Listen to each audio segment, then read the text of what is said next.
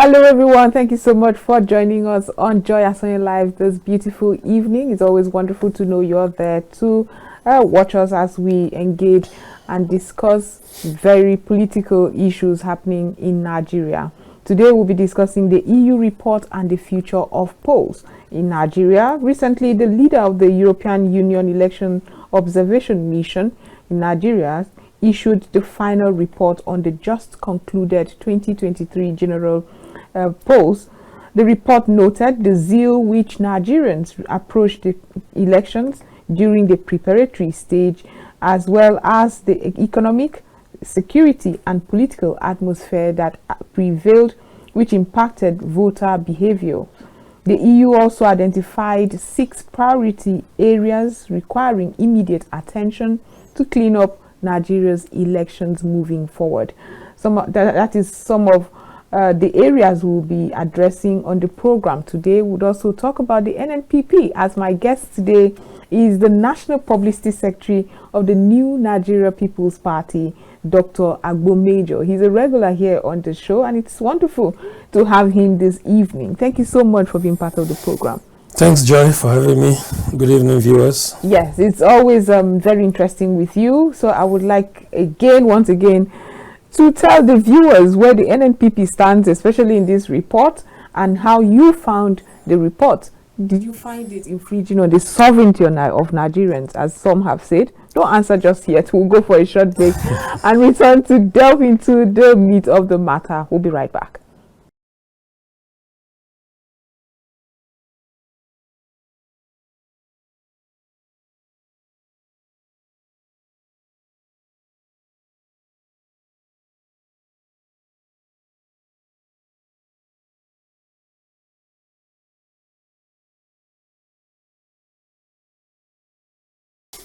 A lot of Nigerians continue to react to the report that I mentioned earlier in my introduction. That's the European Union Observation Mission's report. Well, Dr. Agbomejo would be telling us how he felt when that report was released, and after reading that report, did it also align with his thoughts of the elections? Doctor, what was your thought? Oh, fine. You see, when the news that the EU had released its report broke out, of course, we were still in the Salah festive mood. Of course. But as a party leader, I said, okay, let me take some 2-3 hours out of the festive mood to look at it, so that, because I know that in no time at all, people like you will be calling on me to begin to comment on what is contained therein, And so I took my time to look at it. And 2 things crossed my mind. The first is that with the understanding that no country is an island, Of course. Because it has become a general principle that for every election in any country, people are taken in and then accredited as observers from other countries. We're not even talking of organizations now, individual observer groups. Then you begin to look at broad organizations like the EU, the AU, the ECOWAS, and so on and so forth. So it has now become a universal practice that they go across to any country that is having an election to see what's going on there, And so that report, I've read it, and the 2 things that crossed my mind, the first is that, yes, it's not Uhuru yet. We haven't gotten to where Nigerians had thought we were going to get to. But then you need to also understand that the mood that Nigerians were in preparatory to the election was as if everything was going to be perfect, But those of us who are active on the field knew that it wasn't going to be, because the perfection we're looking for is not what is going to come overnight, So our expectations were nothing different from what the EU said. But like we always say,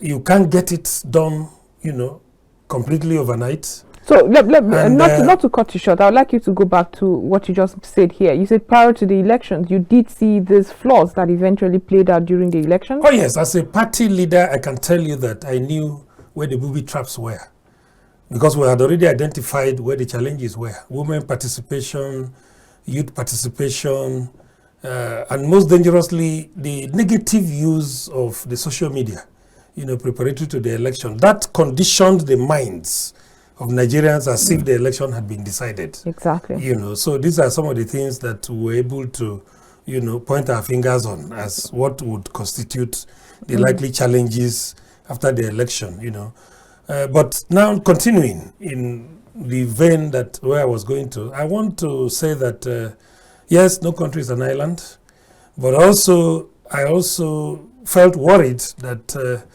the report is hard in the sense that they seem to be telling us what they think we should do. They have forgotten that they are more advanced democratically than we are. Okay. And they have also forgotten that it took them a long time to evolve to get to where they are today. And one would have thought that, it's just like when you are bringing up a baby, you have to keep talking to the baby, keep trying to get the baby to understand that there are certain things that he or she needs to be doing to be able to attain that level of perfection that you have attained as the parent that is bringing him up. But that's not what we're seeing.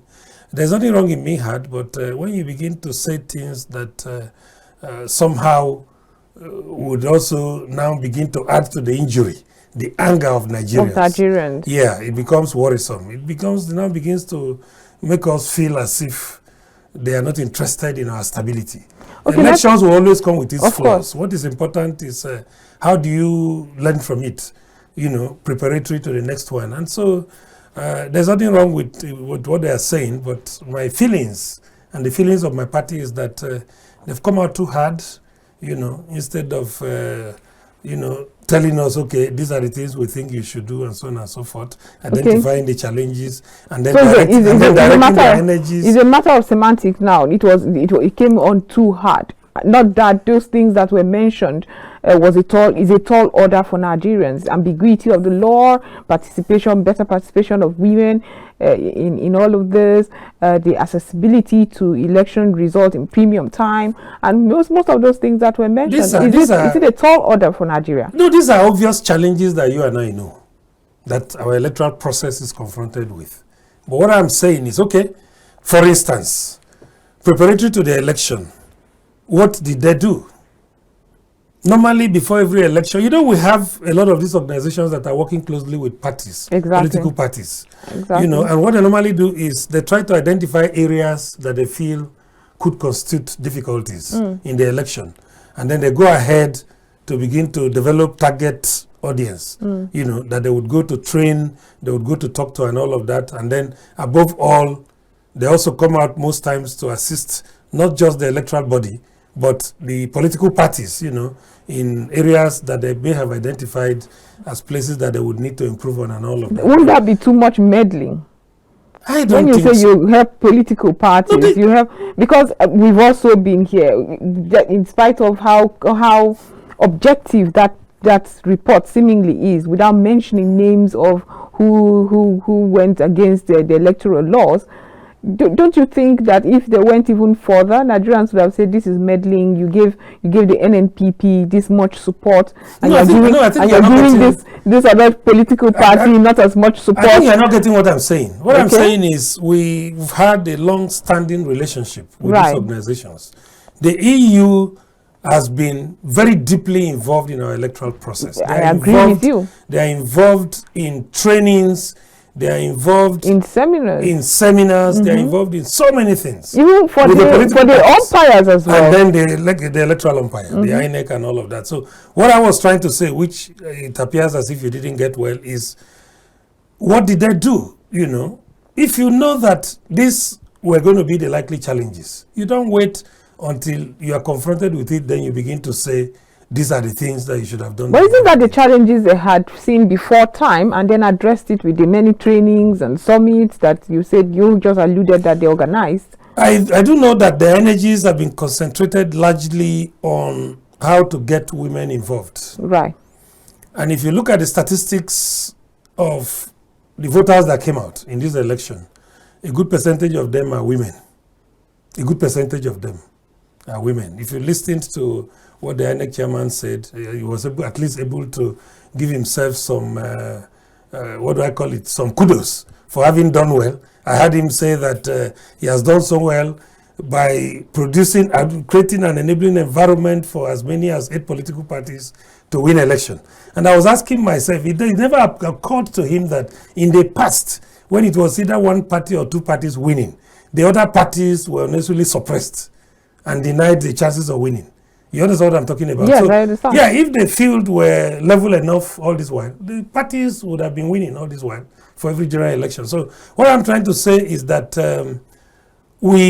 the job of these organizations, the UNDP, for instance, they came from about 2015 through 2019, until recently, they had what is called the DGD. They had DGD 1, DGD 2. These are specialized training programs designed to help political parties to evolve and mature and deliver on its assignment, as political parties. It led to the creation of what we now call the Political Parties Training Institute, which is domiciled in NIPS, in Kuru, in Jos. These are tangible things, tangible contributions that have been made. But the DGD folded up, that is the UNDP arm right, that came in to work directly with political parties, and then the election monitoring body folded up about 4 years or 5 years ago, and then gave way for EU to step in. So all along on our way to 2023 general election, the bigger chunk of the job was done by the European Union. And so what I'm trying to say is the assignment is simple. Identify the areas where you feel the political parties have some difficulties. Right. Identify the areas where you feel the electoral umpire has some difficulties, and concentrate your activities in those areas. So the right thing for them to have done is, okay, the youths, how do we get them to participate? The women, how do we get them to participate? And then all the other areas that they have pointed out. If they had concentrated their energies in those directions, I'm sure that the mixed reactions we are having now would from have been Nigerians. reduced. It would have been kept at a very minimal level.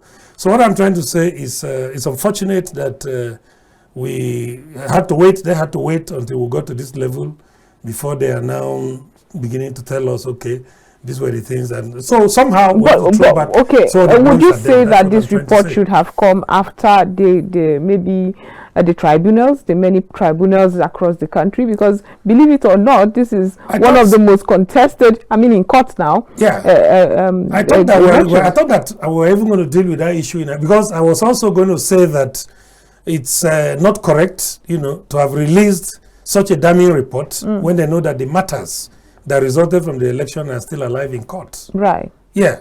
So I thought that we were going to handle that separately in the course of the program. But since you brought it, yes, I would like us to address it now. Yes. We are talking of issues that border on the sovereignty of a nation now, the stability of our democracy. The wounds are still there. People are still feeling cheated that what they got eventually from the 2023 general election does not represent what they came out to do or what they came out to say. People are still nursing those wounds, And so coming out now at this point when people are still trying to get these wounds to heal through the judicial process, to release such a damning report, it smacks foul. It makes me feel that there's something that is not adding up somewhere. I thought that would have waited, until maybe when the matters are dispensed with. You can now come and say, okay, even though the matters have been dispensed with, these were the challenges you faced in the course of the election. And going forward, as we prepare for the next election, we think that we should concentrate more energy in this direction, and all of that. Because I know that if the African Union or the ECOWAS goes to America or goes to Britain or goes to Switzerland, while their matters are still alive in court to say, okay, these are the things we saw in the election. It shows that your election is flawed with irregularities, is flawed with a lot of challenges and all of that. They also wouldn't take it lightly because the likelihood of it upsetting the system is there, and that's exactly what we are seeing now. Because at the time we thought we were now beginning to cool the tension down so that the country can move forward. Because like I always say, what The tension is created only during campaigns. But after every election, once the elections are won, the position of our law is that if you feel aggrieved, you move to court. And so somebody has to be there. Nature abhors vacuum. So we already have a precedent, whether he's there rightly or wrongly. The issue is, the matter is in court. And so one would have expected the European Union to tarry a little, before releasing such a damning report. Okay, so it goes without saying that if you were also the advisor to the president, you would also release that statement that the presidency released, where it flayed and faulted the report, talking about, first of all, the inadequate coverage of the observers in the first place. We had about 176,000 polling units, and with your 50 observers, there's no way you would have covered enough to have a comprehensive report of the such. And there were several things that the presidency, in retorting to that, also mentioned. I haven't read what the presidency released as in reaction to what the EU did, but as a party leader who was also on the field, I can tell you that what they have there as the report cannot be seen to have exhaustively dealt with what happened across the 176,000 polling units in the country, because I'm sure they were not in any of the polling units close to Sambisa Forest. Of course. I'm also sure that they were not in any of the polling units close to the place in Imo State where that is permanently restive. I am also not sure if they were in all the polling units in Zamfara, where people are getting killed every day and so on and so forth. So if you have a country that has 36 states and its state capital, and then you have covered, I don't know from the report how many states they have covered, but I'm sure that before you can say, with confidence that these were your findings, it has to be seen clearly, and we have to be convinced as Nigerians that you really have gone wrong. That's one angle to it. The second angle, and the most dangerous of it all, is that in the past, such reports are, at the interim, discussed with party leaders. Right. Political parties, who are the primary actors, the major actors on the field. Wouldn't that affect the quality of the report? No. It's not as if it's going to change the report. It's not going to change. Discussing with the parties wouldn't have changed the content of the report. What would be the reason to discuss the parties, if it had been brought before the political parties, the parties could come out to say, okay, we agree that this report is neither good nor bad or whatever, but that let us not release it to the public now. I think the major thing is that the timing of this release, because like I keep saying, you can't go and do this in their country and you think you leave that place with your head complete. That's what I think. When matters are still being dealt with at the tribunals, you don't go and release this kind of report, except you have an agenda to destabilize the and democracy. Which is what the federal government replied. I don't know how hard. I don't know how hard their statement is, but I will want to stay mild, and I will want to insist that the timing of the release of that let me just read a sentence from the federal government's reply of that report. It says it recalls that the EU group had manifested signs of bias earlier in the run-up to the elections, adding that the report was merely collated to justify its already manifested bias against the system. Is it possible that the EU observation mission has bias towards these elections? Or maybe it's, once you have a federal government in place, the government is formed by the All Progressives Congress. So whatever you are seeing there could be what the APC as a party has observed. My party didn't observe that. All I can tell you is that the EU has been in the country operating, and my party cannot come out to tell you they noticed or anybody noticed before the election that they already had a predetermined mind as to what they would tell Nigerians after the election. I think my party will not take that stand. And like I said, this could be the position of APC that has this present government in place. It is not in any way the position of NMPP. Okay. That's what I can tell you. So moving forward, what do we do about those coming into the country to observe elections? Because I remember, again, to the build-up of the elections where we were asking all and sundry to come to our country and see how we were going to deliver credible, fair, free elections.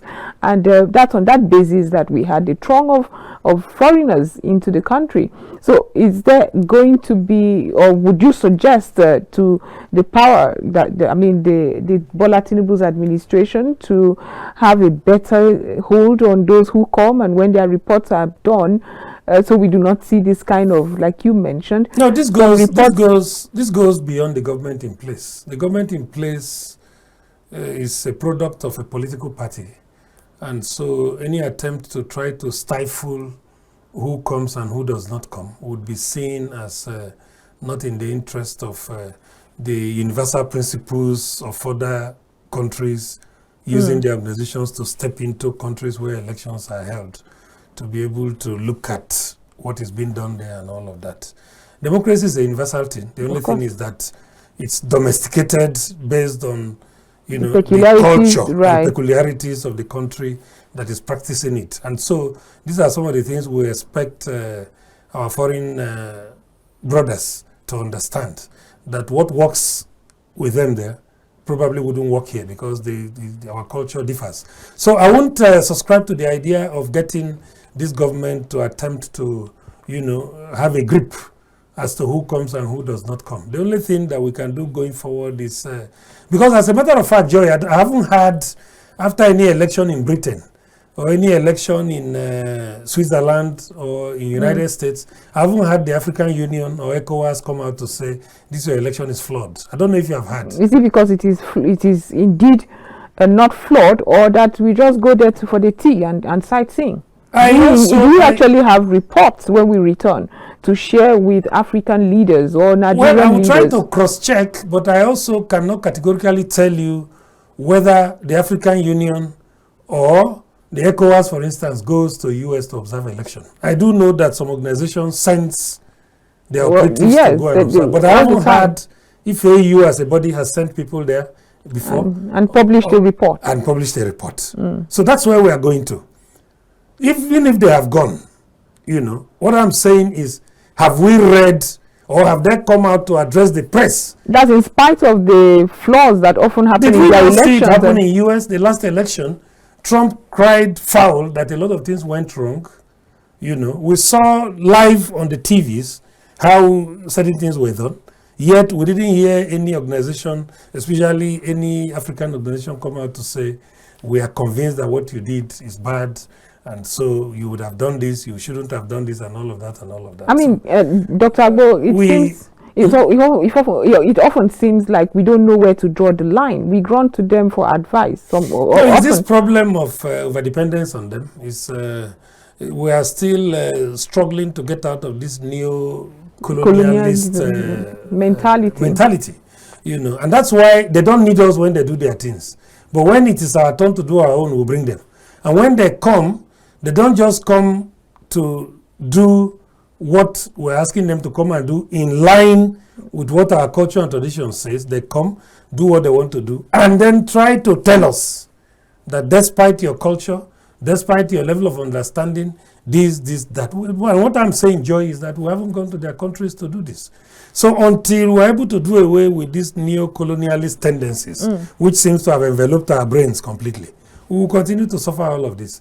Have you noticed that since this report was released, the agitation has become stronger? People are now complaining more.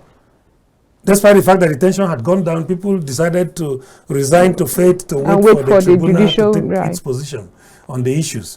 But since this report was released, the newspapers are washed with complaints, the TVs are the report was even admitted as evidence. Exactly. Now. That's how important we find such reports. Well, the way it was presented, Nigerians are monitoring what is being done at the tribunal. So, of course. They only took advantage, the PDP only took advantage of what is contained therein to push it. You can imagine what would have happened if the tribunal had said, we are not taking this as evidence or as any form of whatever to work with at the tribunal. Nigerians will say, okay, we can now see. So that's why they have taken it in. Let's see what they do with it. Okay, it's time to go for a short break right now. When we return, we'll just ask a doctor to just give us his side of this EU report, and if his party had won, how they would have better handled this. And we still have the NNPP story to discuss. It is becoming a big party with big boys problems. We will get into that after this break. Stay with us.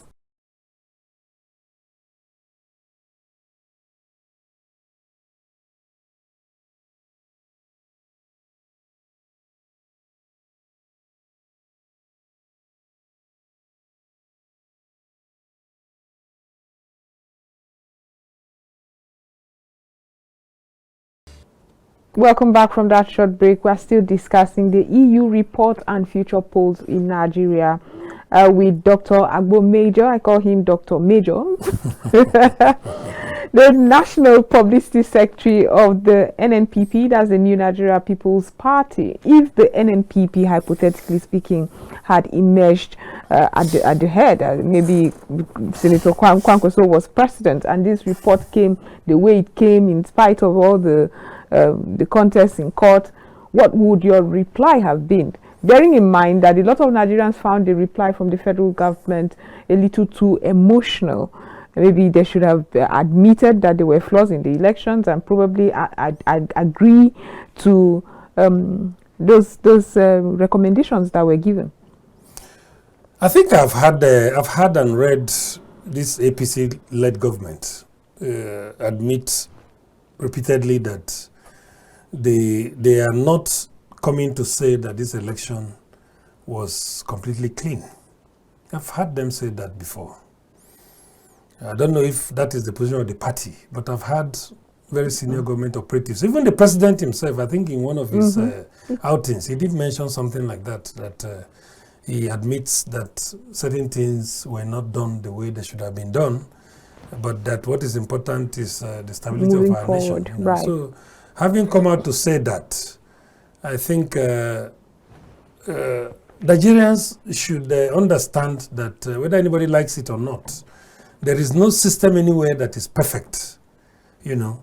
And so, like we always say, what creates problems for us as a country is campaigns. After campaigns, somebody has to be there, whether the person won neatly or did not win neatly. Now, if this was an NNPP-led government, our reaction to what the EU just said in their report, like I said, I haven't read completely the reaction from the federal government. I haven't read it. But at least I have an idea of what they said, or what they are still saying, which is to the effect that the timing is wrong, which is also to the effect that they shouldn't come to tell us hoodwink and sinker what we should do as a country in terms of how we manage our electoral process and all of that. If it was an NNPP government, we may not be too harsh like that, but we will condemn in totality the timing of the release of this report. And I will continue to insist on that. Because it is prejudice. You know that there are the matters from the presidency through National Assembly up to the governors and the State Assembly people who won. The matters are still alive in court. Exactly. And like I told you, I haven't seen this happen before. At least I've been part of up to 4 or 5 electoral cycles, you know, as a leader in NNPP. I haven't seen this happen before. What normally happens is that, yes, the reports are compiled, and then the body waits for the courts to finish. That's number one. Then number two, the body that has compiled the report also discusses it with the political parties. But and then like again, I have you said, seen elections in Nigeria so highly disputed? Whether I've seen Elections before now in Nigeria so highly disputed. I mean, having about so many political parties challenging it in court. But that is the beauty of democracy. It is the beauty. It is the beauty of democracy. This is what we have always prayed for. The democracy is all about the power to disagree to agree. Right. Yeah, because the process of challenging elections itself straightens those things that were not properly done in the election proper. Okay. Yeah. So what we are seeing today is a good thing for our democracy. In the past, people would just after election go and sit down. Nobody goes to ask questions. But what we are seeing today, of course, I was disappointed at the commencement of the process when I saw some political parties withdrawing their matters. There was no need for that. They shouldn't have. Yes, they shouldn't have. But the only thing I noticed was that they were all challenging the same thing, which is that results were not transmitted. In premium time. And that was one of the reasons the NNPP gave for not going to court. We felt that, okay, since other parties had gone to court to challenge the same thing, it's of no use for all the parties to be challenging the same thing. So why would you be disappointed in other political parties for withdrawing when the NNPP, your political party, also withdrew from the race? No, we didn't even start. Right, so okay, the issue of whether we withdraw right. or not is not there. We never started at all. We didn't go to court. But I think I read somewhere where your former national chairman also raised the concerns.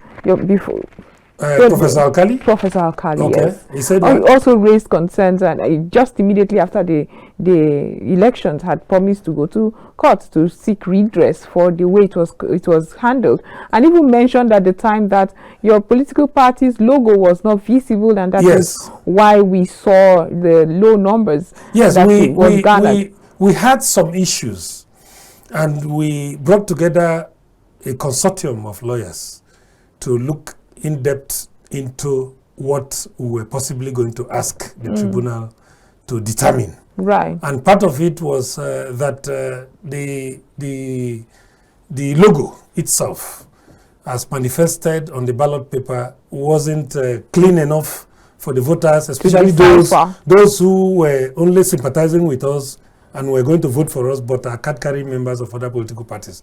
Of course, it wasn't easy for card-carrying members of our party to also identify the logo, but it was relatively easier for them to be able to say, okay, this looks like, this has some semblance of our logo. But those who are sympathetic to the party and wanted to vote for our candidates across all levels were completely unable to identify the logo. But when we brought the lawyers together to advise the party on what we should be asking the tribunal to do, we discovered that it appeared as if INEC had more than one contractor. They had so many contractors, that handled the printing. Yes, and so we discovered that the problem of the, non-visibility of the logo was not a national thing. It was only in a few places. Which was not significant enough to change the tide for NNPP? We considered other factors, which I'm coming to. Right. So we now felt, okay, if that's the case, why don't we just look at other things that we should be asking the tribunal to help us determine? The issue of logo, we were able to say, okay, let's just look beyond that. We now looked at other things, irregularities here and there, what do I call it, violence, inaccessibility of polling units, especially to people who are challenged physically and all of that. These are things that the lawyers were looking at. But at the end of it all, we discovered that we needed to allow our democracy to be stable, And was there a disagreement in the NNPP as to whether to go to the tribunal or not? No, there wasn't. There was never because I'm asking because shortly after that statement by Professor Rufai Alkali, he seemed to resign, and some of us who did not get a clear picture were asking ourselves. But I've come on air repeatedly to explain why he left. Right. I came on air repeatedly to explain why he left. It has nothing to do with any form of disagreement at all. And he even gave a reason. He said that the NNPP is a party driven by youths, and that he needed to create an opportunity for the youths to be able to take up. That's very noble of him, because that seems to be the only political party that's doing that. He has found a place in the positive side of the history book of our party, because that is the real spirit that drives the party, the spirit of the youths. Well, speaking about the NNPP, you seem to be having issues with some states in the South where your state chairmen were dismissed, or is it expelled? I'm not sure what proper English to call there. But for a party that's trying to get to become the big boys, is it not too early to start expelling principal members of the party? Joy, you don't become a big boy if you're not able to enforce discipline. I don't know. I'm not a big boy. You need to be a disciplined person to be able to metamorphose into a big boy. Right. And you know, for the avoidance of doubt, let me tell you, we're not struggling to be a big boy anymore. We're already big boys, you know, because if you check through our records, you know, that emanated from the just concluded election, you will know that we are now strong as a political party. The truth is that I was the one that addressed the world, you know, the day the NWC took a decision to remove those two chairmen, Ogun and Delta. You know, there were clear evidences of anti-party activities. These were people that openly worked against the party. Openly working against the party. I mean, there are dynamics to how these elections went. So it's relatable what anti-party activities now means in Nigeria. So, well, let me reduce this discussion to what happened in my party. Right. And like I said, the bigger parties, the ones that have formed government in the past, maybe the things they see as indiscipline may not be the things we see as indiscipline. The things they see as infringements on the provisions of their constitution, because they are already big, may not, the way they address it may not be the way we would want to address it. For us, that is an evolving party. What they would take for granted, we will never take it. And so we needed to have some scapegoats so that others would know that it is not business as usual. We have video clips of what those two chairmen did. Which was? You just mentioned them, Ogun and Delta. I mean, what are those things that you consider so much anti-party that you could not just have maybe suspended for a couple of days or weeks, but expel from the... I don't know if reporters from your media house were there. I'm sure they were there because they always cover our activities and they have full details of the reasons I gave that day. But I think the major thing, the broad reason is that they did things that were not in the interest of the provisions of our constitution. Right. They openly adopted candidates of other political parties. Which is where I'm going. Reason, I do not know. Right. However, one would say, listening to you right now, that how would you have a good grasp of your political party? We've seen this happen. We've seen people who are sympathetic to Kwankwaso, for instance, who necessarily aren't NNPP, but they know what Kwankwaso stands for, and it fits into what they also stand for. Across board, really, that happened before the elections, and during the elections, without mentioning names, we saw several people. No. I think that's a different scenario altogether. Right. We're talking of Joy. Look at this scenario. Let me just comprehensively put it on the table for you to understand. Okay, maybe I'm just trying the number one person of a political party in a state is the state chairman. Right. So the millions who are members of the party in that state all look up to him. So whatever he says is like a decree. Whatever he says is like a direction. Right. Which the followers are bound to follow. Now, what happened? The scenario you are painting now, people who are sympathetic to His Excellency Rabi Musa Kwankwaso as a person because of his antecedents, they probably may not be leaders of their political parties occupying such very exalted and very sensitive positions. That can be argued, but let's... Did you see any state chairman of APC or PDP or Labour Party openly come out to endorse His Excellency Rabi Musa Kwankwaso during the campaigns? Or maybe... Did you see any? I'm not talking about Kwankwaso here particularly. Or coming out to endorse the MNPP as a party during the campaigns. I'm sure you didn't see any. No, so there is no way we would have allowed that to happen in our party.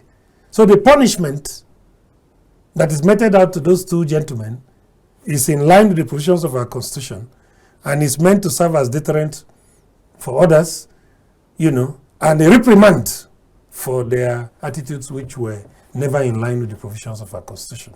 Okay, now let's still move because we don't have much time any longer. We're still talking NNPP right now, or Yeah, rather, we have to talk NNPP. we've taken the conversation to NNPP. Please, NNPP. Of course, where Governor Abba Kabir Yusuf, the only governor the NNPP was able to garner. I'm trying to say this without sounding insulting. I hoop you don't find it so. No problem. This is the reality on ground. Of course. Now, he was on a lot of backlash from people with the policies he enacted shortly after assuming office, where he was seen as maybe witch hunting, and it did not seem to prioritize what the people of Kano State wanted him to do: industrialization, improve security, economic development, and all the many beautiful things that was promised during campaigns. Rather, we saw the demolition of homes, we saw the non-payment of over 10,800 staff, and all of that. What's your take on that? Are you saying that Kano is stagnant at the moment? Is that what you're trying to say? And that the only thing that is happening there is demolition? That's what we have been hearing. That's what you are hearing as a journalist. From Kano State. It seems as like a journalist. Do we don't have your men on ground there? Of course we do from have KAFTAN our men. TV, what are they telling you? We do have our men everywhere in the country. But does it concern you when all the news that comes from Kano State is that of demolition and refusal to Have you bothered to check who are pushing the news that is negative about His Excellency Engineer Abba Yusuf Kabir? Is it because are you implying that it is not true? It can never be. Right. Let me tell you. Good. Joy, I'm happy I have you here. What is happening in Kano is exactly as agreed during the campaigns. Like this issue of demolition you're talking about. All those buildings that have been brought down were done as agreed by NNPP and Kano electorates. Really? Go and check through. That's why I'm telling you that those pushing that negative narrative, they are doing a job, a hatchet man's job. And so we expect you as journalists to have a bigger and more broad-minded approach to dealing with what they are telling you from Kano. And you don't the last time I was on you don't find it very interesting that seems to be the very first thing you do 2 days after coming into after your swearing into office? Those things were obstacles. For instance, the roundabout that faces the government house that was pulled down was a heaven for criminals. It was a heaven for criminals. But that wasn't even the response that we which got had the capacity to compromise the security of not just the governor. Why does it feel like you're being a publicity secretary right now to refine the words? Because that was not what we read from the government statement. What did you read? And that it had insignia that did not agree with the governor. I've dealt with this with Amadin. Here on KAFTAN. Well, you've not dealt with Joy Asonye live followers. I got Amadin to read out, if he had any, the details. Amadin said that the SSG issued a statement where it was alleged that the roundabout had a cross on it, the sign of the cross on it. Exactly. And I said, please read it. And he read something from his phone or from a laptop or something. And I said, but at the end of the day, when we continued the discussion, he said, no, that the SSG only said it. And I said, if that is what the SSG said, he only said it. If you have evidence that he wrote this and signed and said, okay, we demolish this roundabout because of this, that, let me see it. See, Kano is very sensitive religiously. The APC is still finding it very difficult to grapple with the reality that they've gone out of Kano politics forever. So they are still employing forever. They are still employing all sorts of negative narratives, blackmail, pull him down attitudes and all of that, targeted at the governor and his noble policies for the good people of Kano. But like I said, if you take a drive to Kano, or you ask your operatives on the ground in Kano to talk to you, they will tell you that Kano people are completely in tune with what is being done. That roundabout, for instance, was not demolished because it had a sign of cross on it. As a matter of fact, there was no sign of cross on it. If you look at what was put there, I argued it here. I said the contractor that did that job is a Muslim. The then governor, Ganduje, is a Muslim. So how did the cross find its way there? There's nothing like that. Ordinary thinking would tell you and make you understand that there was never an arrangement to put any cross there, and so there was no cross there. They're just trying to whip up religious sentiments and make the government unstable. But Kano people are so sophisticated that they have refused to give in to the pressure of doing anything that is in line with what they expect, which is to destabilize the government. That roundabout was pulled down basically for constituting some form of security nuisance facing the government house. Right. And then quickly, the 10,800 staff that the governor also refused to pay their salaries or wages. What would be your response to that? Where were they employed? It doesn't matter. Was their employment reviewed before Why did Ganduje not employ them during his 7.5 years in office? But why did he wait until 1-2 months to the end of his tenure, knowing fully well that there are economic difficulties everywhere? Joy, but you and I know that this is what outgoing governors do. If they don't like the faces of their incoming governors, of those who are succeeding them, what they do is to set booby traps. Where is the resources for a government that is just coming in? For an economy that has been so badly bastardized, an economy that has suffered a lot of, I don't even know how to put it on air, but I can tell you that the Kano economy that should be a very buoyant economy is an economy that was subjected to all sorts of, I don't know how to describe it.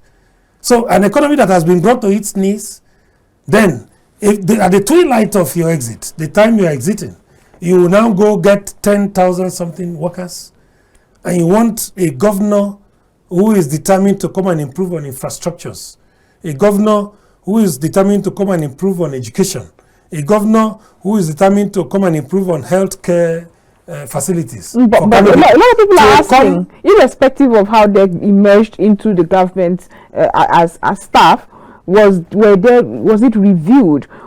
Could there have been better ways instead of sending them back into society without doing anything? I mean, we're talking as much as 10,800. Wouldn't this government have looked inward? Were they ab initio qualified to be employed into those positions? Okay, Dr. Major. But were they qualified to be brought in to occupy those positions that they were brought in to occupy? I'm telling you that there's so much mischief of them built around it. Yeah, look, let me tell you, if you and I are brought in at the same time into an organization and there is need to review that stanza of employment, it will first affect the two of us.